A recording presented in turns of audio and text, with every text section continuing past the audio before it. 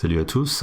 Il y a quelques temps, je vous ai mis à disposition un template pour faire des génériques de fin, puisque je trouvais que ça manquait dans DaVinci Resolve, et je vous l'ai mis en téléchargement, et vous avez été assez nombreux à le télécharger, que ce soit après avoir visionné ma vidéo YouTube, ou depuis les groupes Facebook sur lesquels je traîne, qui sont ceux de DaVinci Resolve France et DaVinci Resolve France 16. La première version que j'avais publiée permettait en fait de faire notre générique de fin avec la même police partout. Sauf que se pose aussi la possibilité de pouvoir en fait créer un générique de fin avec différentes polices de caractères, différentes graisses. Et j'ai généré un autre template qui s'appelle Encredit Plus. Donc là, je vais vous montrer où on va le chercher une fois qu'on l'a téléchargé et installé. Donc ils sont ici. Et donc j'avais fait cette version là, donc là qui nous permettait en fait d'avoir plusieurs champs. Si on va dedans, on avait un champ pour pouvoir mettre sa police de son générique de fin avec une police de caractère d'un certain style, et après on devait en sautant éventuellement des lignes mettre le reste de son texte qui devait avoir une police différente ici.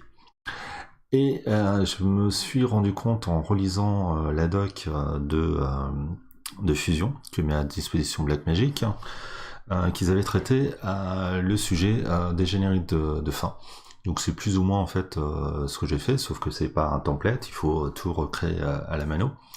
Donc là, si on revient sur la doc, en fait, oui, effectivement, ils ont une leçon sur comment faire un crédit. Et donc j'ai trouvé dedans une astuce qui permet en fait de changer la police sans avoir son générique de fin mis dans deux champs texte différents. Et donc je vais vous montrer comment ça marche. Donc là on n'a pas besoin de celui-ci puisque finalement je n'ai besoin que de la première version pour pouvoir faire les modifications. Donc là je vais le rallonger pour avoir la longueur. Alors celui-ci, l'avantage c'est qu'il avait déjà un crédit de mise, ce qui permettait de comprendre un peu mieux comment ça fonctionnait. Donc là, voilà, j'ai mon crédit. On va se mettre là. On voit qu'il est là.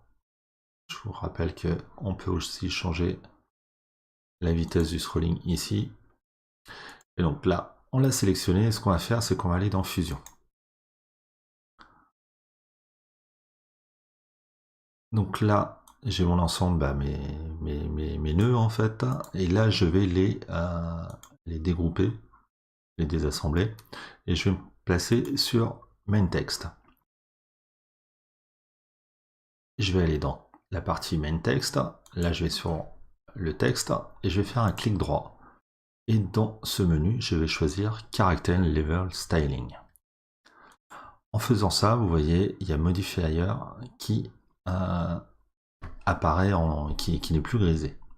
Donc là, si je clique dessus, voilà, on a notre texte qui apparaît, et en fait, ce qu'on va pouvoir faire, c'est qu'on va pouvoir sélectionner une partie de notre texte, et vous voyez là, on peut changer la fonte de notre texte. Voilà. On peut lui changer sa taille.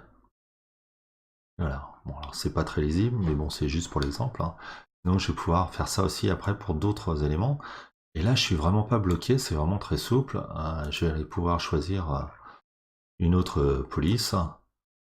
Décidément, celle-ci est pas très belle. Allez, on va prendre celle-là. On va la grossir. Voilà, donc je vais pouvoir en fait customiser de manière très fine mon générique de fin. Donc après, on le fait défiler, son générique, et puis on peut modifier tout ce qu'on veut. Ça, je vais pouvoir, hop, le mettre en gras, tout simplement. Extra bold, allez, hop, on grossit un peu. Et voilà, et donc là, on va vraiment pouvoir faire un générique de fin vraiment customisé. Donc j'espère que cette astuce vous aura plu. Je pense que c'est beaucoup plus simple de l'utiliser comme ça, et beaucoup plus souple. Donc n'hésitez pas à télécharger ce script si vous l'avez toujours pas. Et puis suivez cette astuce qui me paraît être idéale. Et je vous dis à bientôt, peut-être pour une nouvelle astuce. Salut!